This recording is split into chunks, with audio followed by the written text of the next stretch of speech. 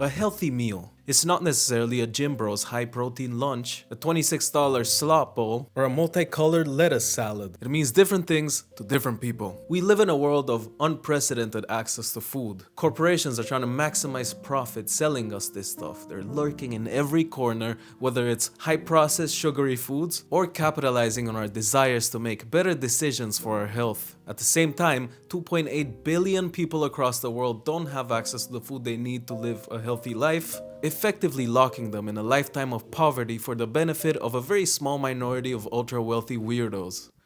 Hey, how you doing, guys? Good to see you. So now that we established that using the term healthy is a little meaningless in the grand scheme of things, I will return to my safe little bubble of what it means to be healthy for me personally. Full disclosure, for years I've been kind of struggling with this disordered emotional eating, diet culture, a little sugar addiction. So for me, eating in a healthy way also means establishing a healthy relationship with food and the way I eat, like mentally. Currently, how that looks like for me and what I actually believe would be good for most people is eating mostly whole foods, mostly plants, mostly things that are affordable, accessible, and having fun with all of that, because what's the point for not having a little bit of fun? So in that spirit, here are the 7 things that make my healthy meals less boring. Number 1, salt. Yeah, maybe it might seem a little silly to start with this, and it definitely is a little tongue-in-cheek, but I genuinely think salt is probably the most underrated tool in a home kitchen. There's a reason restaurant food tastes so good, because besides the skill of the chefs, the ingredients they use, I would argue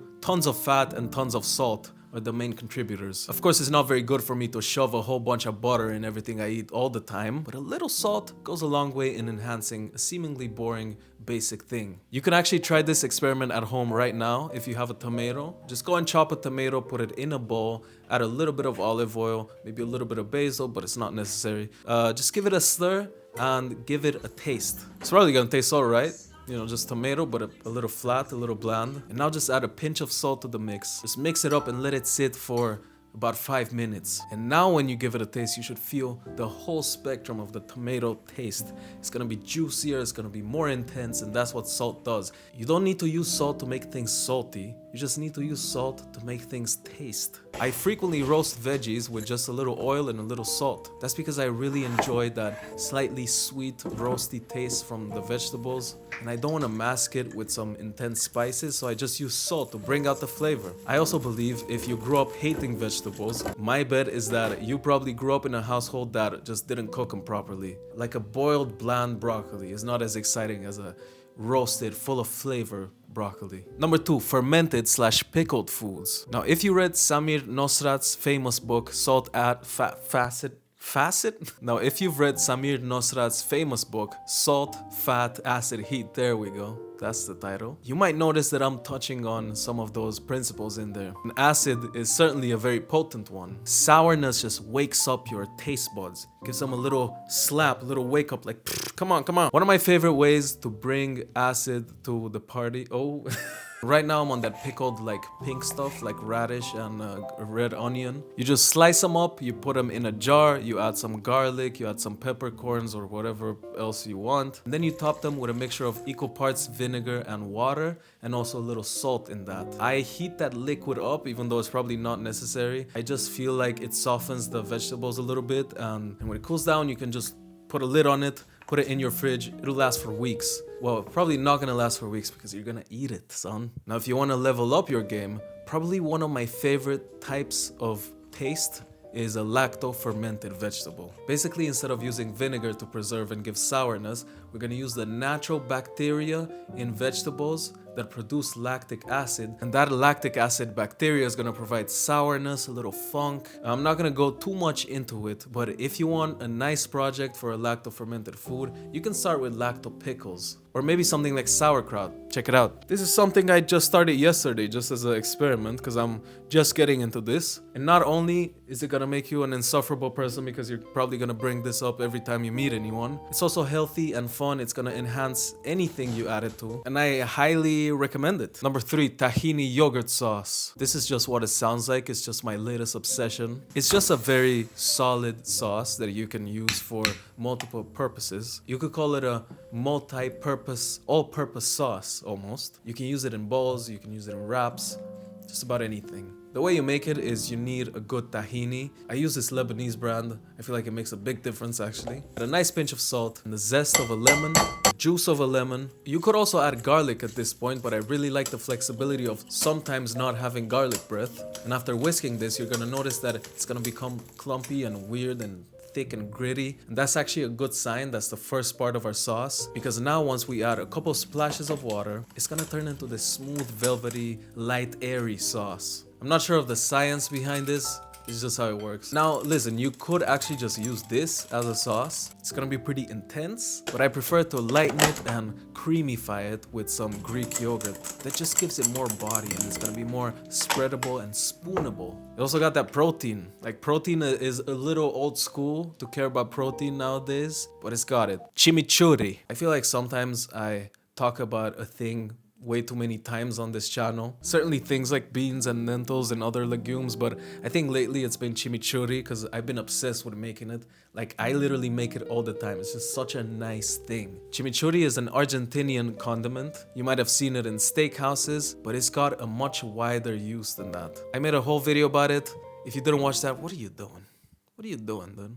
It's basically a vinaigrette enhanced with a bunch of parsley or other fresh herbs. The beauty of it is that you can make any fresh herb into a chimichurri. Parsley, cilantro, chives, basil, deadly nightshade leaves. Like, literally all of those except the last one, and I can't stress that enough. Do not make deadly nightshade chimichurri. That could be fatal. All you gotta do is get it chopped finely. You get it in a bowl. To this you add salt. I highly recommend garlic too. 1 part acid, like a vinegar, and 3 parts oil. And if you shake that up, the oil and the acid are gonna emulsify into a vinaigrette, and the whole thing will just become this barely held together amazing thing. You can use it as a nice intense aromatic finisher to top any meals. And this is the type of thing that you can keep in your fridge and you just need to sprinkle it on your meals. Like, you don't need to use a lot of it at a time. Number 5, crispy chickpeas. I don't have much to say about this except that it's freaking awesome.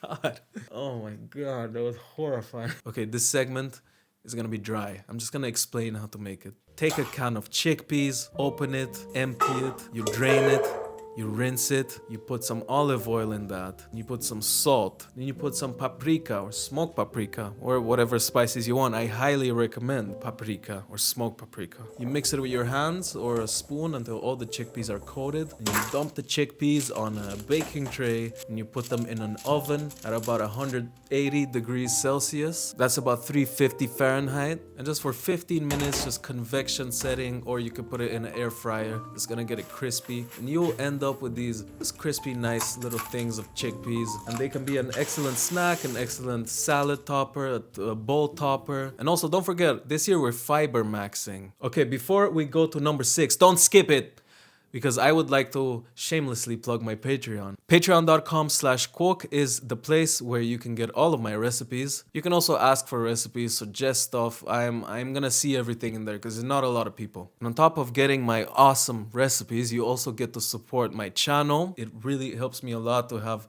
that slight little bit of stability. Patreon.com/KWOOWK is the place. But now, let's go to number 6, caramelized onions. And I'm talking real caramelized onions. Not the 10-minute thing that uses a little sugar. Those hacks don't really give you the full depth of a caramelized onion. And I only know that because I haven't made them until last week or so. But I was genuinely shocked by how good they are. This is such a unique taste. It's like a deep, savory sweetness, just so incredibly full of flavor, and you can just use a little bit on your things and it's gonna take them to the next level. This batch that I made did take me about 90 minutes, which is, I get it, it's a little bit of a pain in the ass. I think you could get away with 1 hour caramelized onions, and I think you're gonna have a good result. The way you do it is you chop a bunch of onions. You don't really have to finely chop them, just get them in consistent slices, and you put them in a medium-low pan with a little salt, a little butter, and a splash of water if you want. That's gonna help steam everything and it's gonna soften and caramelize faster. The goal here is to keep stirring, keep an eye on it. You don't want to burn anything. You want to slowly extract the sugars and caramelize those natural sugars of the onion. The result is very nice, sweet and savory. Also, ideally, the texture is just jammy and... So now that you have access to these 6 basic things, I hope you can enhance your meals, or at least I hope that I inspired you to think in a way that it's gonna let you come up with your own enhancements. As you can see, it's very easy to assemble a nice meal if you have these things just laying around, because now you have high quality, tasty stuff at your disposal. You don't need to spend a lot of time on a daily basis to, let's say, make lunch. I made this wrap in about 5 minutes, and yes, I messed up the fold. I think it was just a little overloaded, but it was still very nice, very tasty, and healthy. If you like it, then make sure to like it, because if we get 10,000 likes on this, maybe I'll make a part 2. I got a lot of these ideas in me. But anyways, happy cooking. I'll see you next time, and happy birthday. Right, Melissa, Mark, Sebastian, and Graham. Happy birthday. Happy birthday to you guys.